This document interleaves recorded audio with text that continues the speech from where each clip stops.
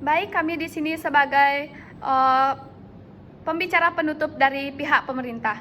Di sini saya akan merepeat ulang apa yang dibicarakan oleh pemerintah pembuka dari pembicara pertama, yaitu di mana dia menyampaikan bahwa glorifikasi karir spesialis merupakan sebuah karir di mana ada spesifikasi tertentu dari sebuah pekerjaan. Karakterisasi dunia kerja yang eksis di status quo di dunia kerja adalah dunia di mana tuntunan berubah-ubah. Hal ini disebabkan oleh mobilisasi dan perbaharuan. Pembicara satu juga mengatakan bahwa standar glorifikasi karir spesialis akan menjadi set kompetisi di masyarakat. Sedangkan di pembicara pertama, pihak oposisi menyatakan bahwa spesialis adalah orang yang memiliki kemampuan khusus dalam konsentrasi bisnis maupun usaha. Acuan di mana orang mengambil informasi ataupun mempercayai sebuah informasi. Glorifikasi spesialis tidak selalu generally sebagai hal yang tidak penting. Di sini saya akan menyanggah seperti status quo yang dinyatakan oleh pemerintah pembuka pembicara pertama, yang dimana bahwa mungkin suatu saat semua digantikan dengan digital. Tim oposisi juga menyatakan bahwa karir spesialis adalah acuan di mana orang mengambil informasi ataupun mempercayai sebuah informasi. Tapi Dewan Juri yang terhormat, kita tahu bahwa untuk sekedar konseling saja ke spesialis sudah memakan banyak biaya yang tinggi, apalagi dengan keadaan rata-rata ekonomi di Indonesia yang bisa dibilang rendah. Jika glorifikasi karir spesialis tetap dilanjutkan, akan berakibat buruk di masyarakat. Jika hanya berfokus ke dunia spesialis di keadaan teknologi yang semakin maju, bukannya akan mensejahterakan, hanya akan membuat masyarakat tertinggal. Mengapa demikian? Seperti yang saya ambil contoh, sekarang sudah banyak spesialis yaitu menggunakan aplikasi. Sebagai saya ambil contoh yaitu spesialis tulang, yang dimana kita hanya perlu mengunduh aplikasi, memasukkan data, melakukan konseling, lalu meminta resep dari dokter. Dengan demikian kita bisa meminimalisir pengeluaran. Karena kalau kita datang ke spesialis itu, pasti biayanya akan 3 kali lipat lebih besar. Di sini saya memiliki 3 argumen. Argumen saya yang pertama yaitu tentang munculnya lembaga pendidikan yang mengkhususkan diri pada sebuah bidang tertentu. Yang kedua yaitu tentang terjadinya GAP atau perbedaan dalam penetapan gaji, karena spesialis ini bergantung pada tingkat kesulitan dan jumlah pasar. Yang ketiga yaitu hilangnya tentang Indonesia adalah negara destinasi wisata. Saya akan membahas tentang argumen saya yang pertama, yaitu tentang munculnya lembaga pendidikan yang mengkhususkan diri pada sebuah bidang tertentu. Saya ambil contoh di suatu masyarakat. Jika di suatu masyarakat glorifikasi karir spesialis itu masih terjadi, sebagai saya ambil contoh karir spesialis dokter, maka 80% masyarakat di daerah tersebut pasti akan mengikuti apa yang sedang trending di masyarakat. Apalagi masyarakat Indonesia sangat suka mengikuti apa yang diikuti oleh banyak orang. Dengan demikian, akan muncul lembaga-lembaga pendidikan yang hanya mengkhususkan kepada sebuah bidang-bidang tertentu, bahkan hanya mengkhususkan ke satu bidang saja, karena tahu bahwa masyarakat di sana berpatokan pada suatu karir spesialis saja. Lalu, bagaimana dengan masyarakat yang memiliki kelebihan dalam dirinya tapi tidak dalam bidang tertentu? Apakah itu akan dibuang sia-sia? Jawabannya tentu saja tidak, karena kita semua tahu bahwa masyarakat itu tidak semuanya sama. Masyarakat ada yang memiliki kelebihan yang berbeda-beda, memiliki kompetensi yang berbeda-beda, dan cara pola pikir yang berbeda-beda. Dengan demikian, jika glorifikasi karir spesialis itu masih berlanjut di masyarakat, maka masyarakat yang mempunyai keahlian-keahlian yang di bidang berbeda akan tertinggal, atau bahkan tidak akan dianggap. Yang kedua yaitu terjadinya GAP atau perbedaan dalam penetapan gaji, karena spesialis ini bergantung pada tingkat kesulitan jumlah pasar. Seperti yang saya tegaskan tadi bahwa ekonomi rata-rata di Indonesia yaitu rendah. Jika glorifikasi karir spesialis masih terjadi di masyarakat, maka perbedaan penetapan gaji akan melonjak di masyarakat. Mengapa demikian? Karena semakin tinggi pendidikan seseorang, semakin besar biaya gajinya. Bagaimana dengan orang yang tidak memiliki biaya untuk melanjutkan ke jenjang yang lebih tinggi? Apakah akan didiskriminasi, tidak dianggap, atau dikucilkan? Dengan demikian, Untuk yang mempunyai karir spesialis yang jauh di bawah atau bisa dibilang belum mencapai yang lebih tinggi, maka akan mendapatkan gaji yang lebih rendah. Dengan demikian tidak akan adanya kesetaraan ekonomi di Indonesia.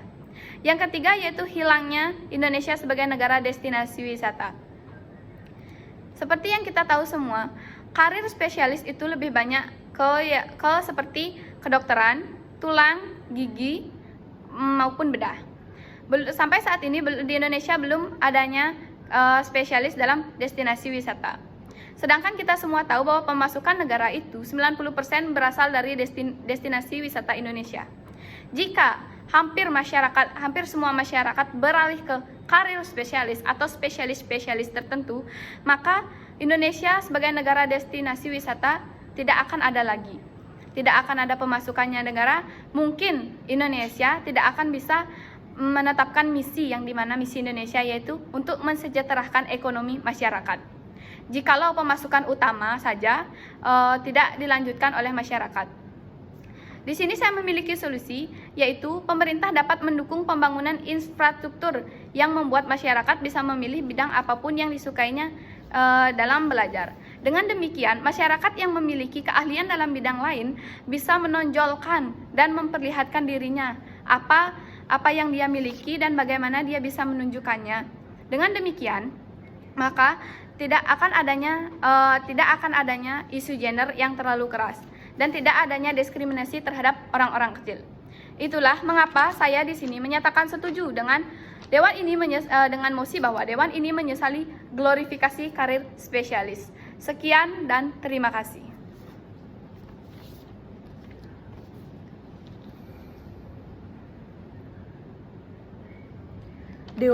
Dewan juri yang terhormat dan seluruh sivitas akademika yang kami hormati, dan tidak lupa rekan berpikir kami dari tim kontra. Saya sebagai pembicara kedua penutup dari tim pemerintah penutup. Dewan juri yang terhormat, seperti yang telah dijelaskan oleh pihak kontra, yang dimana mereka menyatakan bahwasannya spesialis menjadi patokan seseorang dalam mempercayai informasi. Tentu di sini, sepertinya pihak kontra memiliki wawasan yang dangkal. Karena benar, spesialis adalah seseorang yang memiliki ahli atau pengetahuan khusus dalam konsentrasi bisnis, usaha, ataupun kerja.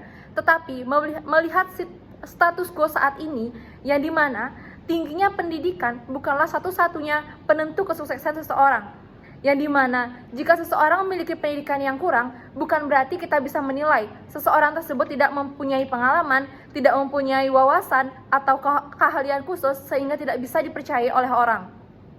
Seperti ada contoh tokoh inspiratif Indonesia yang dimana tokoh tersebut adalah Susi Pujiastuti yang sudah kita kenal, yang tentunya ia hanya lulusan SMP.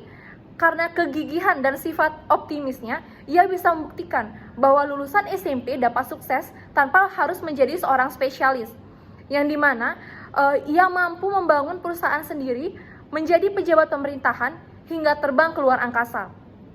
Hal ini bisa ditunjukkan dengan berbagai prestasi yang ia raih, yaitu yang pertama, ia berhasil mendirikan perusahaan di bidang aviasi, yaitu ASI Pujiastuti Aviation pada tahun 2004. Kemudian yang kedua, dia bisa menjadi sebagai Perdana Menteri Kelautan dan Perikanan pada saat masa pemerintahan Joko Widodo. Kemudian, Susi Pujiastuti ini, ia mengawali karirnya hanya dengan mengepul ikan dengan modal 750.000. Kemudian, menjelang krisis moneter tahun 1996, Susi mendirikan pabrik pengolahan ikan asin yang dengan nama Ikan Asin Pujiastuti Marine. Yang dimana dengan raihan berbagai prestasi yang diraih oleh seorang Pujiastuti yang hanya lulusan SMP, ia bisa membuktikan bahwa ia bisa sukses dan bisa mempercayai banyak orang, bahkan bisa memimpin negara dengan ia menjadi seorang menteri kelautan dan tidak diperlukan memiliki keahlian khusus menjadi seorang spesialis. Nah, jadi di sini dapat kita ketahui pendidikan tinggi hingga menjadi spesialis atau seorang yang ahli di bidangnya bukan satu-satunya patokan seseorang untuk bisa dipercayai, melainkan hal terpenting di sini adalah kegigihan dan optimisme seseorang dalam mencapai suatu hal yang ia inginkan.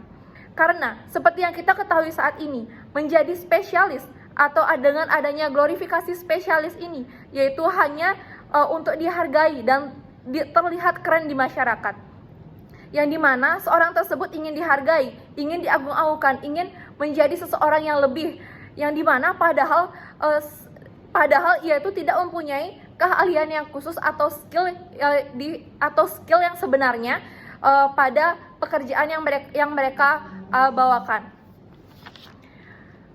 Dewan juri yang terhormat, di sini kami sebagai tim penutup memiliki argumen yang lebih kuat dan lebih relevan, di mana saya membawakan satu argumen, yang dimana argumen saya ini yang pertama yaitu dengan tidak adanya glorifikasi kaum spesialis, maka kesetaraan gender akan meningkat. Di mana jika glorifikasi spesialis ini dilanjutkan, maka seorang pria akan terus merasa dirinya menjadi lebih hebat dari wanita. Mengapa demikian?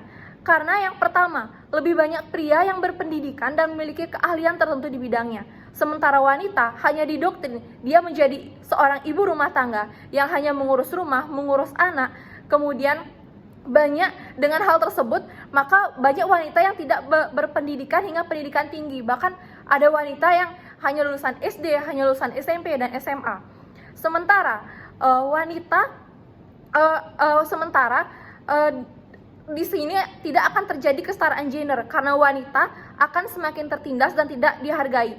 Sementara presiden kita terdahulu, Ibu Kartini, ia terus mengecarkan adanya emansipasi wanita, yang dimana ia terus memperjuangkan adanya kesetaraan antara kaum wanita dan pria.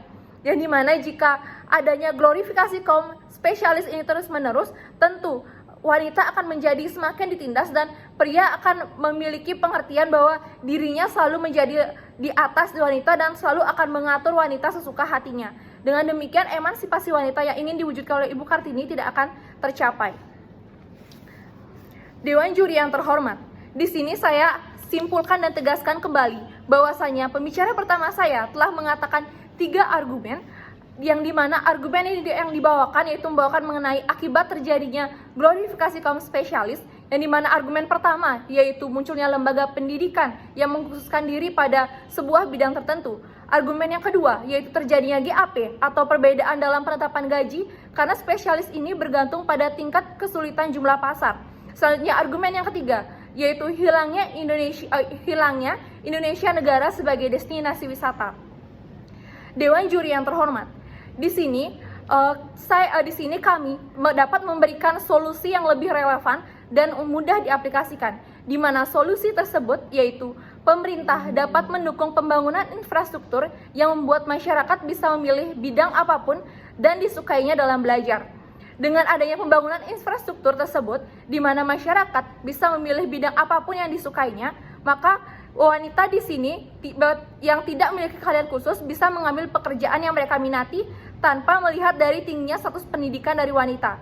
Sehingga dengan adanya wanita yang bekerja, maka emansipasi wanita akan terrealisasikan. Maka dari itu, kami bangga mendukung mosi ini dengan Dewan ini menyesali adanya glorifikasi karir spesialis. Sekian dari kami dan terima kasih.